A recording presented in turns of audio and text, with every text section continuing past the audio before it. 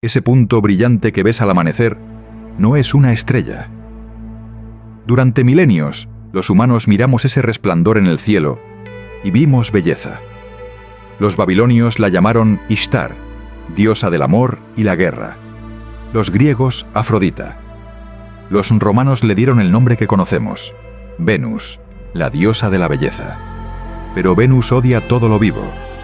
Está a 108 millones de kilómetros del Sol, mientras que la Tierra está a 150 millones.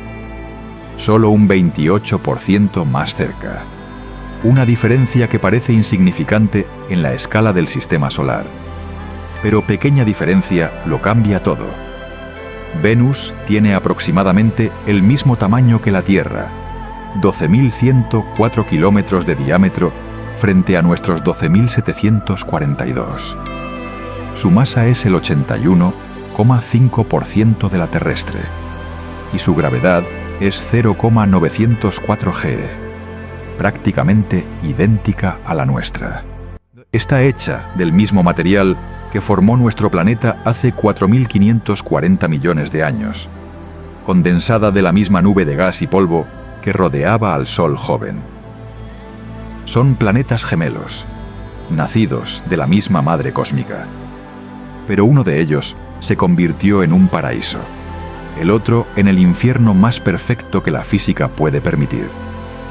Los astrónomos del siglo XIX, mirando a través de sus telescopios primitivos, solo veían nubes blancas e impenetrables. Imaginaban océanos tropicales, selvas exuberantes, dinosaurios quizás, civilizaciones avanzadas escondidas bajo ese manto de nubes. En 1918, el químico sueco Svante Arrhenius, ganador del Premio Nobel, propuso que Venus estaba cubierta de pantanos carboníferos similares a la Tierra del período carbonífero, hace 300 millones de años. Imaginaba un planeta húmedo, cálido, rebosante de vida vegetal primitiva. En 1920, el astrónomo estadounidense Charles E. St. John utilizó espectroscopía para analizar la luz reflejada por Venus. No encontró ni rastro de oxígeno o vapor de agua en su atmósfera. Esta fue la primera grieta en el sueño paradisíaco. En la década de 1950, usando radiotelescopios, los astrónomos detectaron emisiones de radio inusuales provenientes de Venus. Las temperaturas inferidas eran imposiblemente altas, más de 300 grados Celsius. Muchos pensaron que los instrumentos estaban mal calibrados. Tenían que estarlo. Ningún planeta podía ser tan caliente. Pero los instrumentos funcionaban perfectamente. Vamos a descender a ese mundo. Y cuando lleguemos al fondo, entenderás por qué Venus no es solo otro planeta. Es una advertencia escrita con fuego y ácido en el cielo. Imagina que estás en una cápsula, descendiendo hacia Venus. Tu nave ha estado viajando durante meses desde la Tierra y finalmente te acercas a Venus. Desde los 10.000 kilómetros de distancia, Venus parece una perla blanca brillante, hermosa y tranquila. Solo vemos nubes. No vemos continentes ni océanos. A una altitud de entre 100 y 70 kilómetros. Estás en la zona trampa y comienzas el descenso. A esta altitud, la atmósfera es todavía muy tenue. La temperatura es fría, alrededor de menos 43 grados Celsius. Podrías pensar que has llegado a un lugar relativamente benigno. Pero es un error. A una altitud de entre 70 y 48 kilómetros, aparece el océano de ácido. De repente, tu cápsula se sumerge entre las nubes. Pero no son nubes de agua. Son gotas microscópicas de ácido sulfúrico en concentraciones del 75% al 95%. El mismo ácido que se usa en las baterías de los coches, pero mucho más concentrado. Si tu traje espacial tuviera la más mínima fisura, el ácido comenzaría a disolverlo en minutos. Te desintegrarías, capa por capa. Primero la tela externa, luego el caucho de los sellos, luego la piel y por último los tejidos. Estas nubes se forman por un proceso químico brutal. El dióxido de azufre liberado por los volcanes de Venus asciende a la atmósfera superior. Allí reacciona con el vapor de agua residual bajo la luz ultravioleta del Sol, formando ácido sulfúrico que se condensa en nubes que cubren todo el planeta en una capa ininterrumpida. Y mientras tanto, los vientos te arrastran. A esta altitud, los vientos soplan a 360 kilómetros por hora y son más fuertes que cualquier huracán terrestre jamás registrado. El récord en la Tierra es de 372 kilómetros por hora durante el ciclón tropical Olivia en 1996, pero solo en algunas ráfagas. En Venus, esa velocidad es constante, 24 horas al día, 365 días al año, durante millones de años. Estos vientos circunnavegan todo el planeta en apenas 4 días terrestres. Venus rota tan lentamente que tarda 243 días terrestres en dar una vuelta completa sobre su eje. Pero su atmósfera gira 60 veces más rápido que la superficie. Este fenómeno se llama superrotación atmosférica, y los científicos aún no comprenden completamente por qué ocurre. La teoría más aceptada es que las ondas térmicas generadas por el calentamiento solar del lado diurno crean ondas atmosféricas que se propagan y transfieren momento angular a toda la atmósfera, acelerándola como una cinta transportadora global. A una altitud de entre 48 y 28 kilómetros, empieza la transición. Las nubes de ácido comienzan a desaparecer. Entras en una zona de atmósfera más clara, pero la visibilidad sigue siendo pésima. El aire está cargado de partículas de azufre en suspensión que dispersan la luz y le dan al cielo un tono amarillento enfermizo. La temperatura aumenta rápidamente desde 20 grados Celsius bajo cero a 50 grados Celsius sobre cero, luego a 100 grados Celsius, 150 grados Celsius, 200 grados Celsius. En apenas 20 kilómetros de descenso vertical, la temperatura se dispara hasta los 220 grados. Los vientos comienzan a debilitarse. De 360 kilómetros por hora, caen a 100 kilómetros por hora, luego a 50 kilómetros por hora. Algo está frenando el aire. Es la presión. Altitud de entre 28 y 0 kilómetros. El fondo del mar de gas. La atmósfera se vuelve tan densa que ya no se comporta como gas. Se comporta como un fluido supercrítico, un estado intermedio entre líquido y gas que rara vez existe en la Tierra fuera de laboratorios especializados. A 10 kilómetros de altitud, la presión es de 30 atmósferas. A 5 kilómetros, 50 atmósferas. Al nivel del suelo, 92 atmósferas. Para ponerlo en perspectiva, en la Tierra, la presión a nivel del mar es 1 atmósfera. A 10 metros bajo el agua, 2 atmósferas. A 100 metros, 11 atmósferas. A 900 metros de profundidad oceánica, el límite de los submarinos militares más avanzados, la presión es de aproximadamente 91 atmósferas. Aterrizar en Venus es como posarte en el fondo del océano, pero sin agua. Solo dióxido de carbono comprimido hasta densidades líquidas.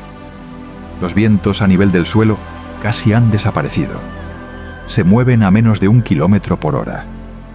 Es un aire pesado, viscoso, casi inmóvil. Y el calor es insoportable. La temperatura en la superficie de Venus es de 462 grados Celsius de media.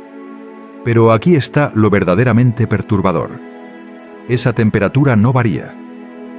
En la Tierra, la temperatura cambia entre el día y la noche. Cambia entre el ecuador y los polos. Cambia con las estaciones. En Venus, no. 462 grados Celsius en el ecuador. 462 grados Celsius en los polos. 462 grados Celsius a mediodía. y 462 grados Celsius a medianoche. La atmósfera es tan densa y la circulación atmosférica tan eficiente, redistribuyendo el calor, que las variaciones de temperatura son de apenas 5 o 10 grados en todo el planeta. Un día venusino dura 117 días terrestres, porque Venus tarda 243 días en rotar, pero solo 225 en orbitar el Sol, lo que resulta en un día solar de 117 días. Imagina 58 días terrestres de luz solar continua, seguidos de 58 días de noche. Y aún así, la temperatura no cambia. Es un horno global que nunca se apaga. El plomo se funde a 327 grados Celsius. En Venus sería un charco líquido. El zinc se funde a 420 grados Celsius. El aluminio resiste hasta 660 grados Celsius, así que seguiría sólido. Las rocas de basalto en la superficie de Venus brillan con un tenue resplandor rojizo infrarrojo debido al calor, como las brasas de una hoguera que ha estado encendida durante 1000 millones de años. ¿Por qué es Venus más caliente que Mercurio? Mercurio está a 57 millones de kilómetros del Sol, casi la mitad de la distancia de Venus. Recibe más del doble de radiación solar. Su temperatura diurna alcanza 430 grados Celsius. Pero por la noche, sin atmósfera que retenga el calor, cae a menos 180 grados Celsius. Venus, en cambio, tiene una atmósfera que es 96,5% dióxido de carbono. El dióxido de carbono es un gas de efecto invernadero extraordinariamente eficiente. Absorbe la radiación infrarroja, calor, emitida por la superficie del planeta e impide que escape al espacio. Funciona de la siguiente manera. 1. La luz solar penetra la atmósfera y calienta la superficie. 2. La superficie emite radiación infrarroja, calor, intentando enfriarse. 3. El dióxido de carbono absorbe esa radiación y la reemite en todas direcciones, incluyendo de vuelta hacia la superficie. 4. La superficie se calienta más, emite más radiación que es nuevamente absorbida. 5. El ciclo se repite indefinidamente. Es una trampa térmica perfecta. Una manta que nunca se quita. Y la atmósfera de Venus no es solo gruesa, es pesada.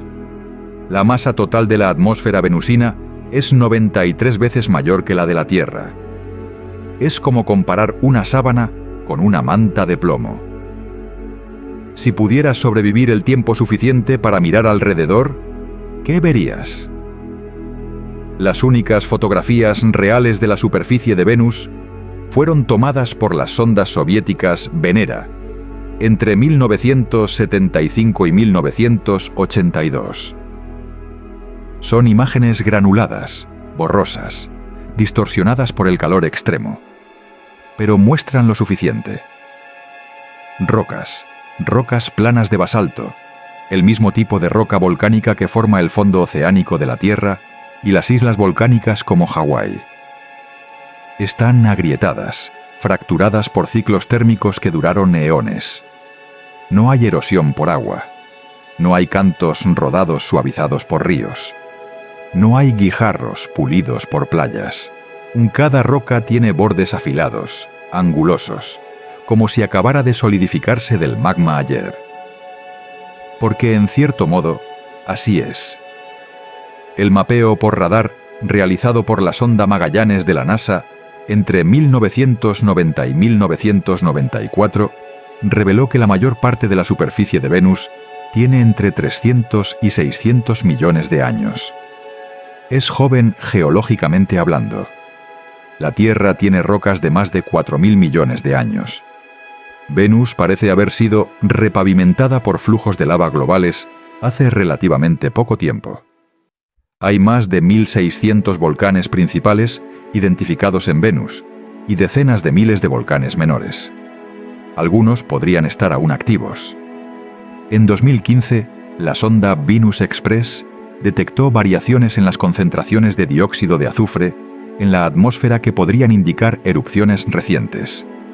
Venus tiene estructuras geológicas que no existen en la Tierra. Sacoronae, coronas, estructuras circulares de cientos de kilómetros de diámetro formadas por columnas de magma ascendente. Tesserae, teselas, regiones de terreno extremadamente deformado y fracturado que sobresalen como continentes en un mar de lava solidificada. Y luego está Ishtar Terra, una meseta del tamaño de Australia que se eleva 11 kilómetros sobre las llanuras circundantes. En ella se encuentra Maxwell Montes, la montaña más alta de Venus. 11 kilómetros de altura, más alta que el monte Everest. Pero no puedes escalarla. A mitad de camino te habrías derretido. El cielo que verías sería amarillo-naranja oscuro, no azul. El dióxido de carbono dispersa la luz de manera diferente al nitrógeno y oxígeno, y las partículas de azufre en suspensión absorben las longitudes de onda azules, dejando solo amarillos y naranjas. El Sol sería apenas visible, un disco difuso amarillo pálido. A través de 50 kilómetros de atmósfera densa y nubes de ácido, solo el 5 a 10% de la luz solar alcanza la superficie. Es como un crepúsculo perpetuo. Y no hay estrellas de noche. Las nubes nunca se disipan. Nunca ha existido un cielo despejado en Venus en 1000 millones de años. Los humanos intentamos conquistar Venus. Entre 1961 y 1984, la Unión Soviética lanzó el programa Venera, la campaña de exploración planetaria más ambiciosa de la era espacial temprana. No fue fácil, fue una carnicería tecnológica. Venera 1, 1961, perdió contacto por radio en ruta. Pasó cerca de Venus pero sin comunicación. Venera 2, 1965. Llegó a Venus pero murió antes de transmitir datos. Venera 3, 1965. Impactó Venus. Primera nave humana en tocar otro planeta, pero se estrelló y no transmitió nada. Venera 4, 1967. Primera en transmitir datos atmosféricos durante el descenso. Reveló que la atmósfera era principalmente dióxido de carbono y la presión era mucho mayor de lo esperado. Murió aplastada a 25 kilómetros de altitud. Venera 5 y 6, 1969. Diseñadas más resistentes. Sobrevivieron hasta 18 kilómetros de altitud antes de ser aplastadas. Venera 7, 1970. Reforzada con titanio. Primera en transmitir desde la superficie de otro planeta. 23 minutos de datos antes de morir. Confirmó temperatura de 475 grados Celsius y presión de 90 atmósferas. Venera 8, 1972. Sobrevivió 50 minutos en la superficie. Confirmó que hay algo de luz solar que llega al suelo. Venera 9, 1975. El triunfo. Aterrizó, desplegó cámaras, tomó la primera fotografía desde la superficie de otro planeta y transmitió durante 53 minutos antes de que el calor fritara sus electrónicas. La imagen mostraba rocas planas de basalto bajo un cielo amarillo. Parecía el interior de un horno industrial. Venera 10, 1975. Aterrizó a 2.200 kilómetros de distancia, más rocas, más amarillo, 65 minutos de transmisión. Venera 11 y 12, 1978. Sus cámaras no funcionaron. Maldición. Pero detectaron tormentas eléctricas masivas, hasta 25 relámpagos por segundo. Venera 13, 1982. El récord absoluto. 127 minutos de supervivencia. Tomó las primeras y únicas fotografías en color de la superficie de Venus. Perforó el suelo y analizó muestras de roca. Luego murió. Venera 14, 1982. 57 minutos. Más fotos, más datos, luego silencio. Venera 15 y 16. 1983. Orbitadores con radar. No aterrizaron, pero mapearon el hemisferio norte. Vega 1 y 2. 1985. Misión combinada Venus-Halley. Desplegaron globos atmosféricos que flotaron a 54 kilómetros de altitud durante 2 días antes de perder contacto. Los módulos de aterrizaje transmitieron brevemente, pero después, nada. Nadie ha aterrizado en Venus desde 1985. Casi 40 años de silencio. ¿Por qué? Porque es demasiado difícil, demasiado caro. Y honestamente, los robots mueren demasiado rápido para justificar el gasto. Las sondas Venera fueron diseñadas como tanques. Sí, cáscaras de titanio de varios centímetros de grosor, sistemas de refrigeración por sales fundidas, electrónica redundante, baterías sobrecargadas para funcionar en modo en sprint antes de morir. Y aún así, el récord de supervivencia es 2 horas y 7 minutos. Hoy, los restos de estas máquinas heroicas siguen en la superficie de Venus, aplastados, derretidos, enterrados en polvo de basalto. Monumentos a la arrogancia y al coraje humano. Pero aquí está lo que realmente destroza el corazón. Venus no siempre fue este infierno. Las misiones Magallanes, NASA, 1990 a 1994, Venus Express, ESA, 2006 a 2014, y Akatsuki, JAXA, desde 2015, han recopilado datos suficientes para reconstruir la historia de Venus. Y esa historia es una tragedia. Hace entre 2.000 y 3.000 millones de años, Venus probablemente tuvo océanos. No pequeños lagos. No océanos profundos que cubrían gran parte del planeta. La evidencia: 1. Deuterio enriquecido. El deuterio es hidrógeno pesado, con un neutrón extra. Venus tiene 120 veces más deuterio que la Tierra en proporción al hidrógeno normal. ¿Por qué? Porque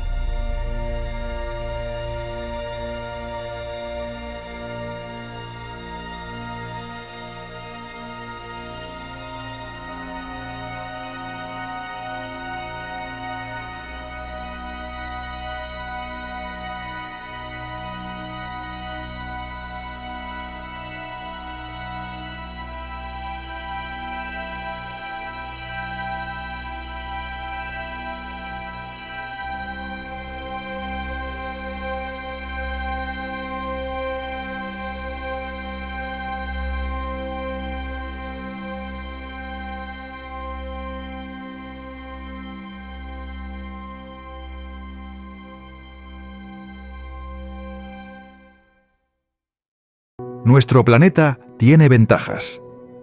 Está más lejos del Sol. Tiene océanos enormes que absorben dióxido de carbono.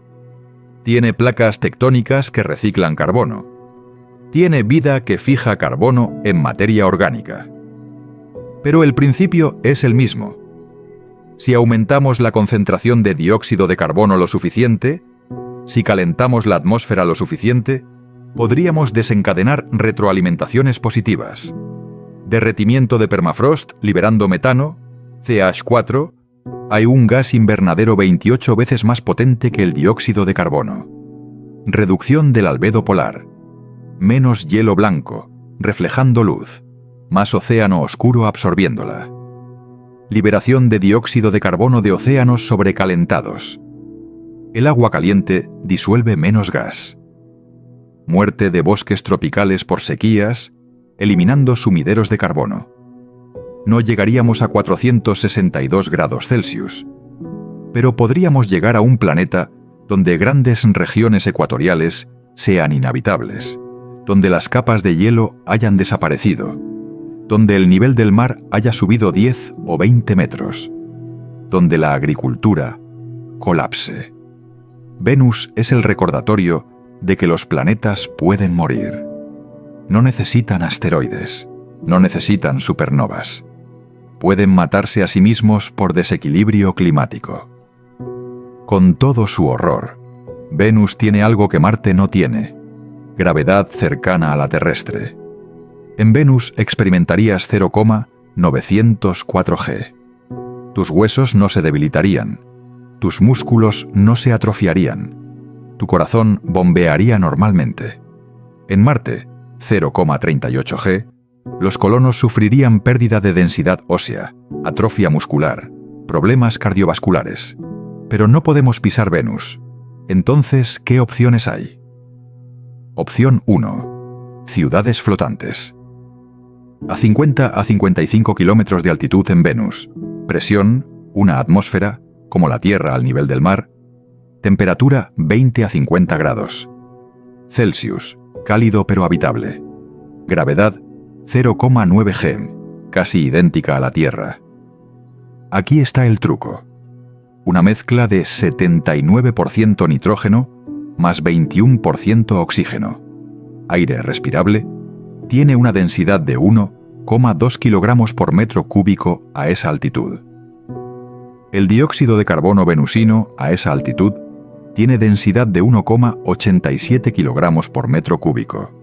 Eso significa que un globo lleno de aire respirable flotaría en Venus como un globo de helio flota en la Tierra. Podrías construir ciudades enteras dentro de dirigibles gigantes. Vivirías literalmente entre las nubes, sobre el infierno superficial. La NASA estudió esto bajo el concepto HAVOC, High Altitude Venus Operational Concept, 2014 a 2015. Propusieron módulos habitables de 31 metros de diámetro suspendidos en la atmósfera venusina. Ventajas: gravedad y presión terrestre. Protección contra radiación. La atmósfera densa bloquea rayos cósmicos mejor que Marte. Abundancia de dióxido de carbono para producir oxígeno, mediante electrólisis. Desventajas: estás flotando sobre ácido sulfúrico. No hay superficie sólida accesible. Cualquier fallo estructural es fatal. Las tormentas eléctricas son constantes. Opción 2. Refrigeración planetaria. Colocar espejos solares gigantes en el punto L1, entre Venus y el Sol, para bloquear parte de la luz solar. Sin energía entrante, Venus se enfriaría lentamente. Problema: necesitarías un espejo del tamaño de Argentina, 2,8 millones de kilómetros cuadrados, para bloquear suficiente luz. Con tecnología actual, imposible. Opción 3. Eliminación de atmósfera. Convertir el dióxido de carbono en roca mediante bacterias modificadas genéticamente, máquinas de captura directa, las reacciones químicas catalizadas. Problema: la atmósfera de la Tierra tiene una masa tan colosal que si intentáramos pesarla, necesitaríamos una báscula capaz de soportar el peso de todos los océanos del planeta multiplicado varias veces. Opción 4. Aceptar la derrota. No colonizar Venus. Estudiarlo, aprender de él, pero dejarlo como advertencia permanente. A pesar de todo, volveremos a Venus. 3 misiones están planeadas para la próxima década. Da Vinci Plus, Deep Atmosphere, Venus Investigation of Novel Gases, Chemistry and Imaging Plus. Agencia NASA. Lanzamiento 2029. Llegada a Venus 2031. Descenderá a través de toda la atmósfera durante 1 hora, analizando la composición atmosférica capa por capa. Sus gases nobles, para entender el escape atmosférico histórico y posibles biomarcadores en las nubes, fosfina, amoníaco. Llevará cámaras de alta resolución para fotografiar las Tesserae, terreno antiguo, durante el descenso. Veritas, Venus Emissivity, Radio Science, INSAR, Topography and Spectroscopy. Agencia NASA. Lanzamiento 2031. Misión, 3 años en órbita, mapeará Venus con radar de apertura sintética a resolución de 30 metros. Buscará volcanes activos, detectando cambios en la superficie, placas tectónicas, analizando deformación cortical, historia geológica, datando regiones por densidad de cráteres. En visión, Agencia ESA, Agencia Espacial Europea, lanzamiento 2032. Misión, órbita de Venus. Estudios especializados, espectroscopia de superficie, composición química de rocas. Radar de penetración subsuperficial, buscando agua atrapada. Monitoreo atmosférico, cambios estacionales, si existen. La pregunta de la fosfina. En septiembre de 2020, un equipo liderado por Jane Greaves, Universidad de Cardiff, anunció la detección de fosfina en las nubes de Venus mediante telescopios terrestres. En la Tierra, la fosfina es producida principalmente por bacterias anaeróbicas. No se conocen procesos geológicos abióticos que produzcan fosfina en cantidades significativas. Si hay fosfina en Venus, podría haber vida microbiana flotando en las nubes a 50 kilómetros de altitud, donde las condiciones son menos extremas. El hallazgo es controvertido. Análisis posteriores cuestionaron la detección. Algunos científicos proponen procesos químicos alternativos, vulcanismo, fotoquímica atmosférica, que podrían explicarla sin vida. Da Vinci Plus intentará resolver el misterio. La próxima vez que veas ese punto brillante en el cielo al amanecer, recuerda lo que realmente estás viendo. Venus murió hace 1000 millones de años, cuando sus océanos hirvieron y su atmósfera se convirtió en una trampa mortal. Pero su cuerpo sigue ahí, orbitando el Sol, como recordatorio permanente de que los mundos habitables son frágiles. Venus y la Tierra nacieron como gemelos.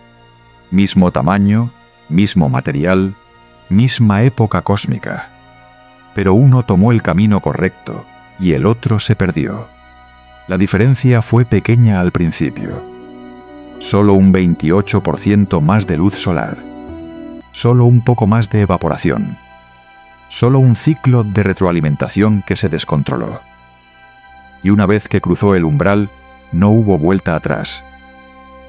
Hoy, Venus es una advertencia escrita con fuego en el cielo. Nos dice que los planetas pueden morir, que el equilibrio climático es frágil, que existen puntos de no retorno. No nos convertiremos en Venus. Nuestro planeta tiene defensas que Venus perdió. Pero podríamos convertirnos en algo lo suficientemente parecido como para que grandes partes de la Tierra se vuelvan inhabitables. Venus no es nuestro pasado, pero si no tenemos cuidado, podría ser nuestro futuro. Deberíamos intentar terraformar Venus algún día, o dejarlo como está, un museo cósmico del fracaso planetario. Déjame tu opinión en los comentarios. Y si este descenso al gemelo maldito de la Tierra te ha impactado, suscríbete. Seguiremos explorando los lugares más extremos del universo, porque solo entendiendo los infiernos que existen ahí fuera, podremos proteger el paraíso que tenemos aquí.